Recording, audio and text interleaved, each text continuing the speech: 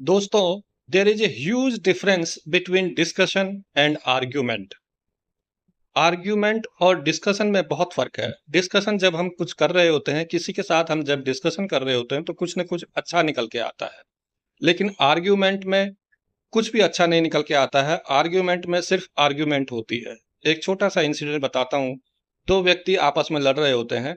तो पहला व्यक्ति बोलता है, सामने जो जानवर खड़ा है वो गधा है। दूसरा व्यक्ति बोलता है, नहीं गधा नहीं, घोड़ा है। तो दोनों इसी बात पे बहस कर रहे हैं। एक कह रहा है घोड़ा है, दूसरा कह रहा है गधा है। तो एक बोला बोला ठीक है, आप शर्त लगा लीजिए। सामने जो खड़ा है वो गधा है, बोला लगा लीजिए शर्त। तो दोनों में शर्त लग गई। और तीसरा व्यक्ति दूर से खड़ा था, वो पास आकर के एक आदमी के पास आके बोला बोला भाई साहब, आप क्या कर रहे हैं? आप शर्त हार जाएंगे, ये घोड़ा नहीं गधा ही है। बोला होने दो गधा, मैं मानूंगा तब ना। तो ये होता है आर्ग्यूमेंट में।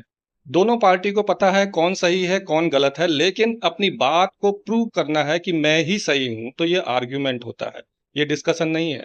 डिस्कशन में समझदार लोग जब डिस्कशन कर रहे होते हैं, दूसरी पार्टी कुछ गलत बोल रही है, ये पार्टी सही बोल रही है, तो दूसरी पार्टी उस बात को एक्सेप्ट कर लेती है कि नहीं बात सही है, वो सही कह रहा है, हमें ये करना चाहिए।